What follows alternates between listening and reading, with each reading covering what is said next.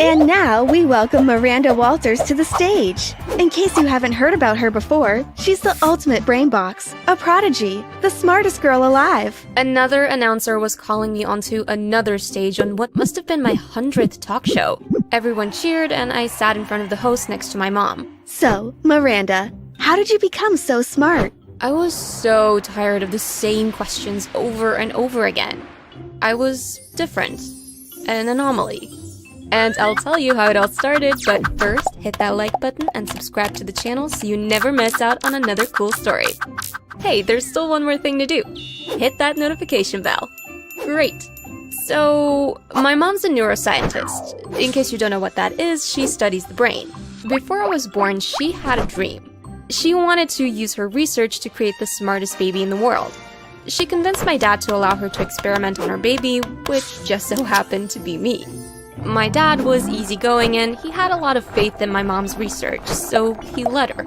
No one knows what happened in that lab while she was pregnant with me, but after I was born, everyone realized almost instantly that I was brilliant. By the time I was 5 days old, I could count and recite the alphabet. At 1 month, I could speak clearly, and before I was a year old, I could read books which were written for 5th graders. So I became my mom's contribution to science, her pride and joy. I spent most of my days in her lab, and I never went to school like regular children. My only friend was the neighbor's son, Eddie.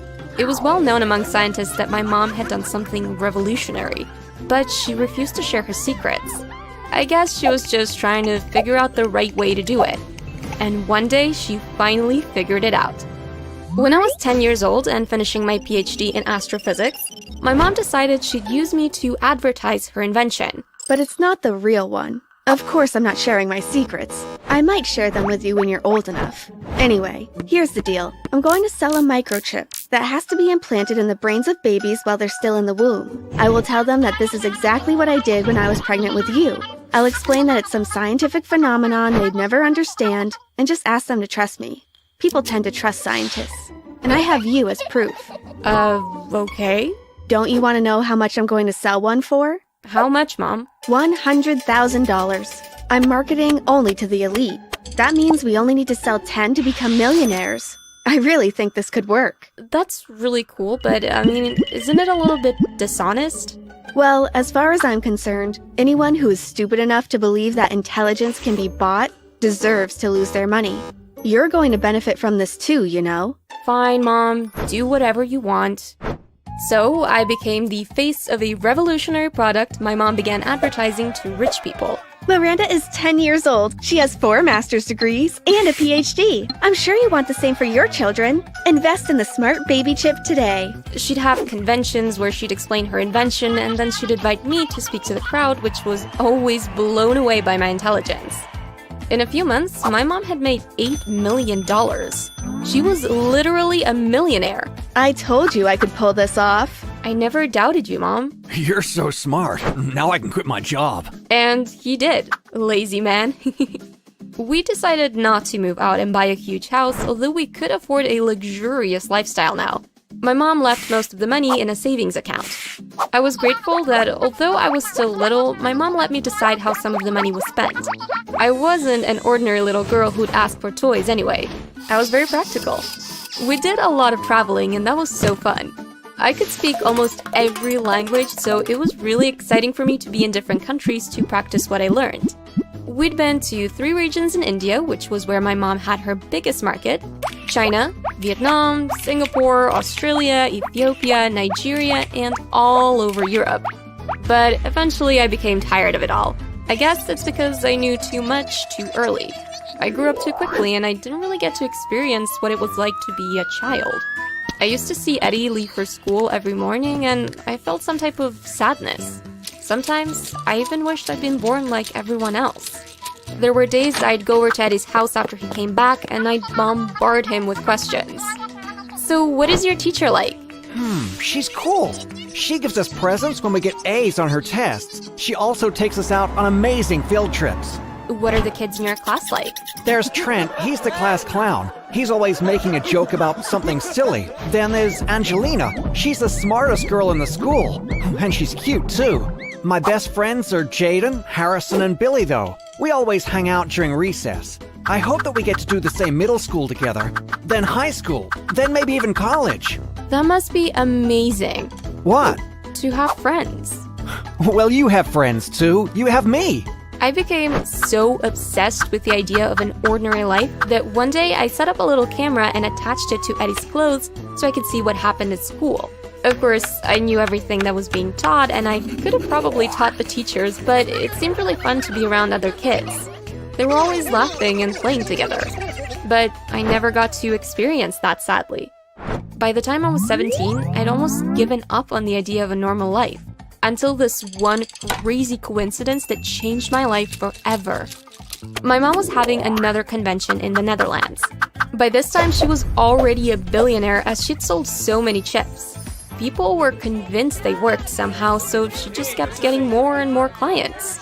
After meeting a whole bunch of pregnant women who wanted to have smart kids like me, my mom and I went to have a snack at a little coffee shop. I was stuffing my face when I began to feel really thirsty, so I got up and went to order something else. I peeked into the kitchen where the food was being prepared, and my eyes nearly fell out of my head. There was a girl washing the dishes who looked exactly like me. Same size, hair color, eye color, everything. This is my chance, I thought. I called out to her and she came straight away. Wow, you look just like me. She said, "Yes, that's why I want to speak to you.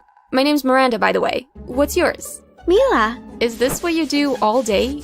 Wash dishes? Yes, I ran away from home when I was very young, and this is all I can do to make money, really. I have an idea. How would you like to be a billionaire and travel all over the world? Well, I'd love that. What's the catch? No catch, really. You just have to pretend to be me. My mom might not even notice. All she thinks about is money. So let's switch places. Fine. I figured her life must have been really miserable for her to agree so quickly. We decided to meet in front of the coffee shop that night to make the switch. When I got there, she was already waiting. I gave her the keys to my hotel room, and she gave me the keys to her apartment and explained the directions.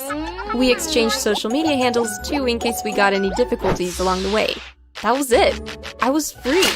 I went back to Mila's awful apartment. It was small and dirty, and one room was the kitchen, a living room, bathroom, and bedroom. I'm gonna make this work, I thought. I checked on Mila to make sure she settled in okay. She texted back immediately. I'm great. Your mom didn't even notice it wasn't you. This hotel is amazing. The food is great, and this bed is so comfortable. Thank you, Miranda. Now, I'll admit, that hurt a little bit, but whatever. I was gonna enjoy my new life. I got out my laptop and quickly set up a business writing academic papers for university students. This was really easy for me, as stuff like that only took me a few minutes. In about a month, I'd made enough money to move out of that awful apartment. And then I decided that since I'd been deprived of a high school experience, I'd go to college. Because hey, that's supposed to be fun, right? I saved enough money from my business and enrolled in an arts program at a local college. I couldn't believe I was finally experiencing what I wanted my whole life. I made loads of friends and even started going on dates. The only boy I ever really talked to before was my neighbor Eddie, and I saw him as more of a brother. But now there were so many guys to talk to. OMG, and just do not get me started on the college parties. I had a blast. I was in my second year when I met Steven. He was, well, everything a girl could ask for. Kind, considerate, sweet, smart, and drop-dead gorgeous. Because I was smarter than everyone else, I always thought that it would be really hard to find someone on my level. But Steven was smart too. We never ran out of things to talk about, and that's one of the things I loved most about him. In our final year of college, we decided to move off campus and move in together. I finally felt like I would achieve the dream of completely erasing my past and starting a fresh life. But one night, as we were getting ready to sleep, he suddenly had lots of questions. How come you never talk about your family? You never asked? Well, it's normal for people to mention their family once in a while, but you never do that. That's really weird. Now, you're probably thinking, I could have lied. But this was the love of my life, and I wanted to be honest with him. I told him the truth, and instead of looking upset, he actually seemed to love me more.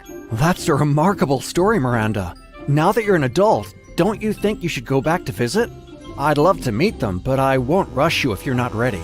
I figured that if this was the man I was going to be with for the rest of my life, I might as well introduce him to my family. 2 weeks later, we flew back and I showed up on my doorstep. I rang the bell and my mom and Mila opened the door.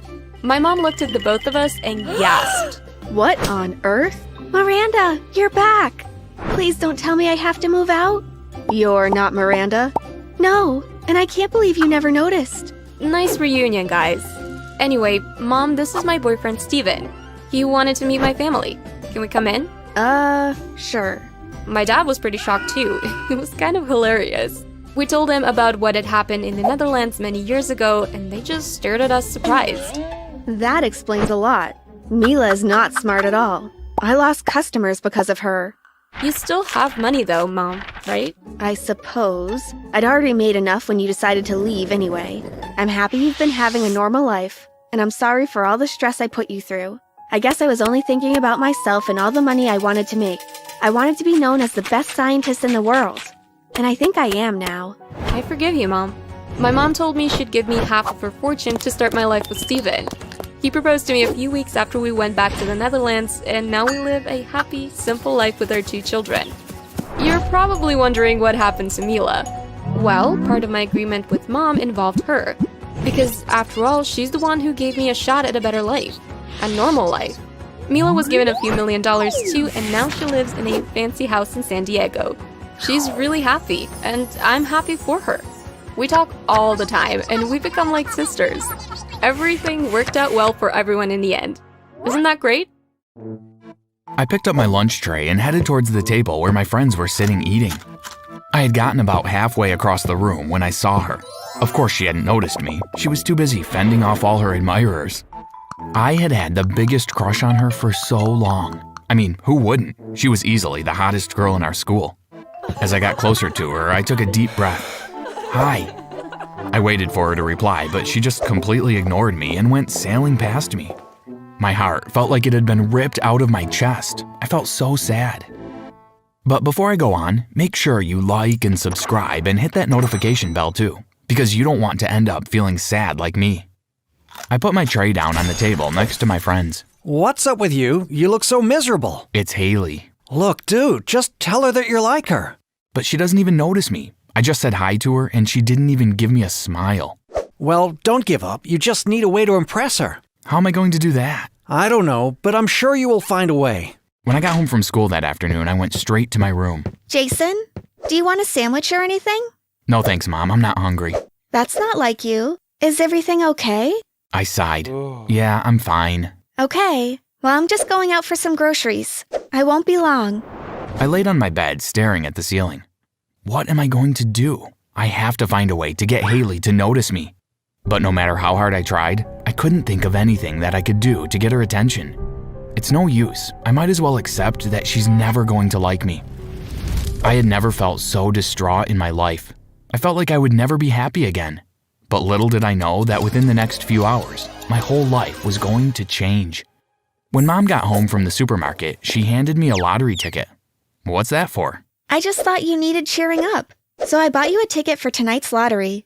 Actually, put the TV on. It's going to be drawn soon. I took the ticket from my mom and went and switched on the television. As the boy called out the numbers, I started checking the ticket in my hand. 35. Yep. 41. Yep. 17. Got it. 22. Got it. I looked at Mom. She was staring at me, a nervous look on her face. When the boy called out the last number, I just stood there in shock. Oh my God, I've won. I got all 5 numbers. Are you sure? Definitely. 35, 41, 17, 22, and 11. You won! You won!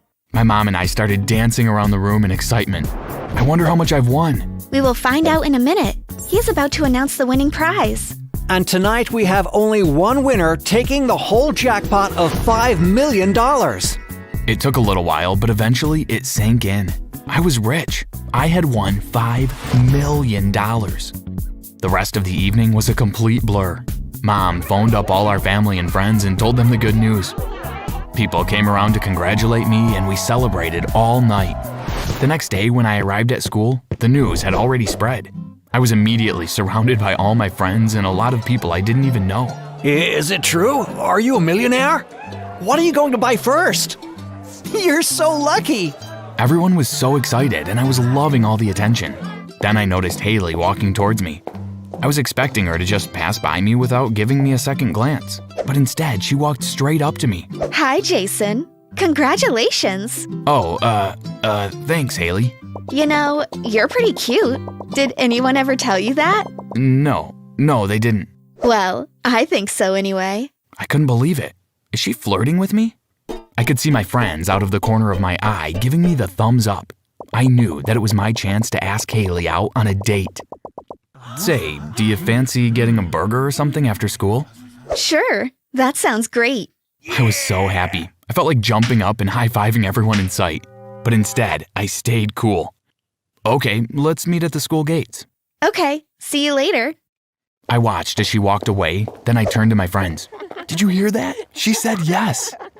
I was so excited I could hardly concentrate on my classes.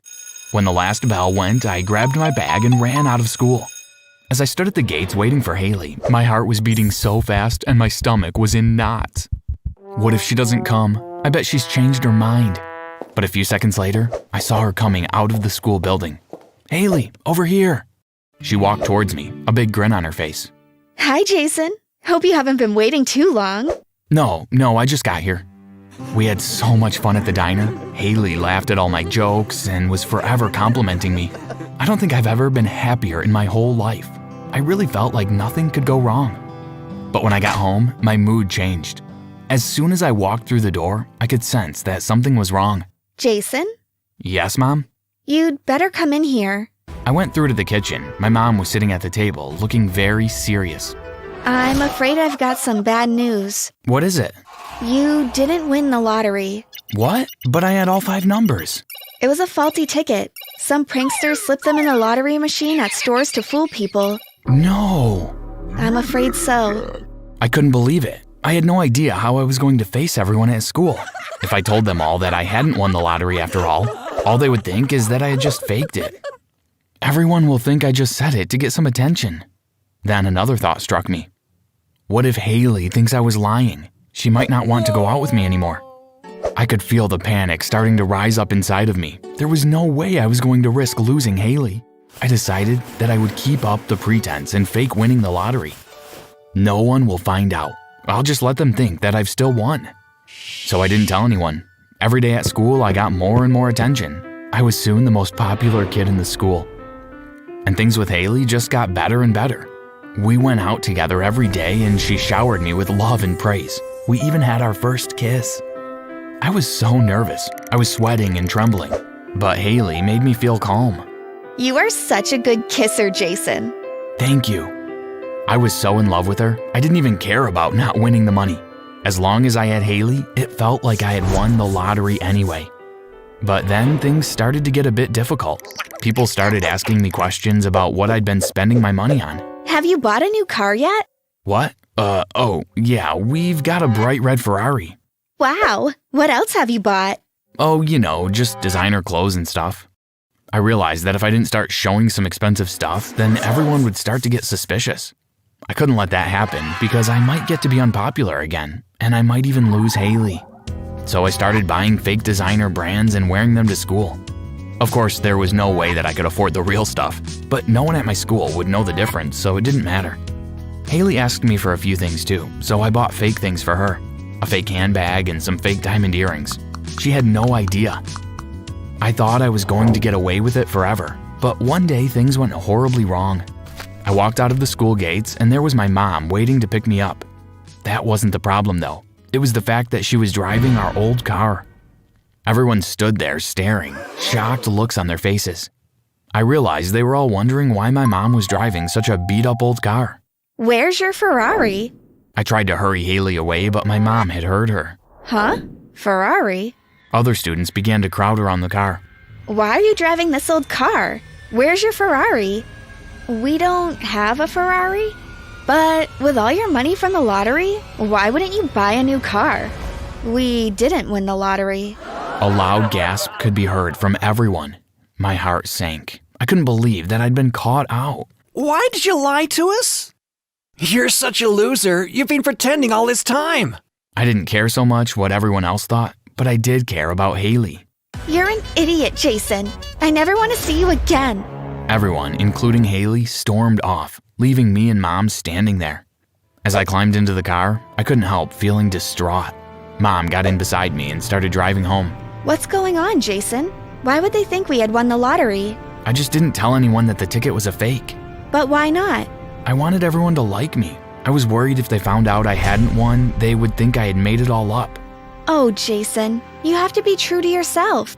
If you become popular through lies, it will always backfire in the end. But I liked Haley so much, and before I won the lottery, she didn't even notice me. I didn't want to risk losing her. If a girl only likes you because she thinks you're a millionaire, then she isn't a girl worth having. But I love her. That may be true, but she doesn't love you. She is only in love with your money. That's not true. But even though I said that to my mom, deep down I knew it was true. I had been lying to myself when I thought that Haley really loved me. I knew that she was only with me because of my money. When we got home, I went and sat in front of the TV staring at the blank screen. I heard my mom's phone ring. She answered the call. I could see by the look on her face that something had shocked her. When she finished the call, she turned to me. You're not going to believe this. What? That was the police on the phone. What's happened? They have caught the scammers of the fake lottery ticket. They got them on security cameras, and they are making them pay out compensation to their victims. How much compensation? $1 million. Are you serious? Oh my God, so we are millionaires after all? It looks that way. The next morning, I told everyone at school that we were really millionaires, but no one believed me. You don't think we're falling for that one again, do you? But it's true. Yeah, right. When I saw Haley, I ran over to her. Haley, I'm a millionaire. Leave me alone, Jason. I don't want anything to do with you. Don't say that, Haley. I love you. Well, I don't love you. In fact, I never did. My heart felt like it had been ripped out of my chest. I watched as Haley walked off, laughing with her friends. There was nothing else for it. I decided to go and find my old friends, the people who had liked me before they thought I was rich. I found them sitting at their usual table in the corner. Hi guys, mind if I join you? Sure, sit down. I'm sorry I got caught up in all the lies. I should have been honest with you. It's okay. We know why you did it. Yeah, we know how much you like Haley. Well, guess what? She just dumped me. Oh, sorry, buddy. But listen, we're all here for you. I didn't know whether or not to tell my friends about us getting the $1 million. I wasn't sure if they would think I was lying to them again, but I needn't have worried. You do believe me, don't you? Of course we believe you. You wouldn't make the same mistake twice, would you? I guess not. Anyway, we don't care if you're rich or not. We're not friends with you for your money. At that moment, I realized that they were the only friends I really needed. True friends. People who accepted me for who I was, not what I did. And I also came to another realization. I didn't really have a crush on Haley. It was more on the idea of her. I had learned a very valuable lesson. Good morning, class. A lanky man with glasses walked into the classroom. My name is Mr. Jameson. He wrote his name on the board. I'll be your history teacher until Mrs. Rose comes back from maternity leave. I smiled as I envisioned the next 3 months to be a breeze. There wasn't a teacher at school that did not like me. Mr. Jameson, however, wasn't any ordinary teacher. Little did I know at that point in time he would change my life for the worst. Watch my story to the end and let me know if you've ever had a substitute teacher like Mr. Jameson. The first thing Mr. Jameson did as the substitute teacher was to implement a no-device policy. He collected all our devices at the beginning of class and placed them in a box on his table until class was over. I soon realized that he didn't want me or the other children taping him to show other adults how mean he really was. It didn't take me long to realize that Mr. Jameson had a personal vendetta against me. I had no idea what I did wrong. He always picked on me, and my grade was the only grade he ever called out in class. At first, I thought I was being paranoid, but then I realized Mr. Jameson was as mean as they came. One time, while I was absent from school, the entire class got in trouble because there was a fight in class. When I arrived the next day, Mr. Jameson said that even though I wasn't there, I still needed to do detention. You know, the Peter pay for Paul type scenario. I told Mr. Jameson that it was unfair that I'd have to do detention since I wasn't at school. Do you know what he did? He gave me a week's detention. A whole week. And then he called my parents and told them that I needed to adjust my attitude if I wanted to reach anywhere in life. When I got home, I tried to explain what happened to my parents, but they wouldn't listen. We raised you better than this, Ronald. Mom glared at me. Mom, I didn't do anything. I simply told Mr. Jameson that I wasn't at school. Why should I be punished for something I didn't do? You could have stated that without being rude to Mr. Jameson. Dad said. I groaned. My parents just didn't get it. They told me if Mr. Jameson had to call them again about my behavior, that I'd be grounded for 2 months. Can you believe it? If I was going to get detention or grounded, I would earn my punishment. It was time to pull some pranks on Mr. Jameson. A week after my detention, I decided it was time to seek my revenge. Don't worry, I didn't do anything too outrageous. I must admit, it did feel strange, but so satisfying. I got to class before everyone and emptied a bottle of water on Mr. Jameson's plush teacher's chair. I sat anxiously waiting for Mr. Jameson as my classmates entered the class and sat down. Mr. Jameson came to class and immediately started teaching. After about 10 minutes, he sat down. What in the world? He jumped up from the chair, his face enraged, and he touched the back of his chair. Who did this? He shouted at the class. Johnny and some of his friends at the back of the class snickered. Mr. Jameson charged towards them. Did you do this? No, Mr. Jameson, Mr. Jameson snatched Johnny and the guy next to them and marched out of the classroom. Once he left, the classroom burst into an uproar and we laughed at what just happened. 15 minutes later, Mr. Jameson returned to class and demanded that we pack away our books. We got a quiz that day and every student in the class failed. Our parents weren't pleased. After doing the water prank and hearing children whisper among themselves as to how great it was, I decided to pull another prank the next day. The adrenaline rush was nothing like I've ever felt before. I brought some of my father's heavy-duty glue from home and spread it under the teacher's table. By the time Mr. Jameson came to class and everyone was seated, it was as though they were waiting for something to happen. Before he sat down, Mr. Jameson felt his chair to ensure it was dry. Once that was out of the way, he sat and began the class. When he tried to get up from the chair, his shoes were stuck. This time, the class didn't care about Mr. Jameson's punishment. They laughed and pointed as Mr. Jameson needed to get the help of the janitor, Joe, an elderly man, to pry his shoes from the tiles. Mr. Jameson gave the class a week's detention, but we didn't care.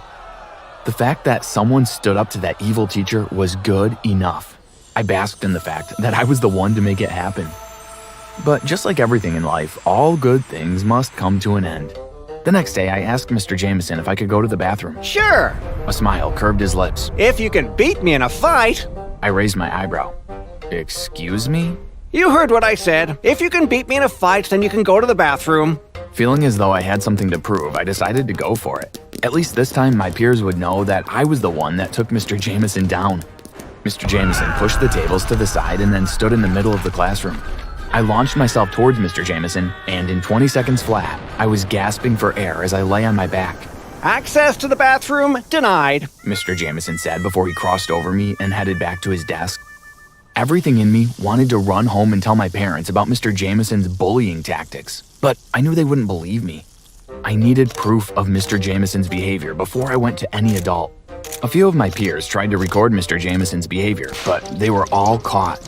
I stopped enjoying school. My grades dropped drastically, and I felt as though all the life I had was drained from me. One afternoon, while doing my homework, I heard the doorbell ring. Then a few seconds later, Mom called me down for dinner. When I walked into the kitchen, my heart stopped. There he was, Mr. Jameson, sitting by the table with Mom and Dad. What is he doing here? I asked. Hey, Ronald, how are you? Your mother invited me to dinner so we could discuss your grades. Then Mr. Jameson smiled. I thought his face was going to crack.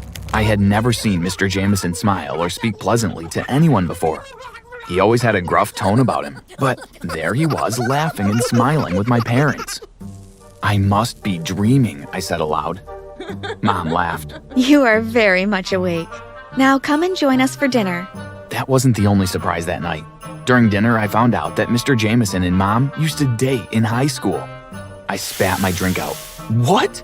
I turned to Dad. And you're okay with him sitting at your kitchen table eating your food? Dad chuckled. Ronald, that was a long time ago, and as far as I'm concerned, I won in the end. He winked at me. Did Mr. Jameson's face change after Dad's comment, or did I imagine that? It happened so quickly. After dinner, Mr. Jameson said he needed to leave, and once he did, I breathed a sigh of relief. Mom, what did you see in him? He's not as bad as you think. If not, why didn't you marry him instead of Dad? Well, Mom said carefully. I liked him, but not enough to see myself living the rest of my life with him. I had to be true to what I felt, so I told him that I thought we should see other people. A few weeks later, I met your dad, and the rest is history. You'd think that after he came to my house, mingled with my parents, and had dinner with us, Mr. Jamison's attitude towards me would change.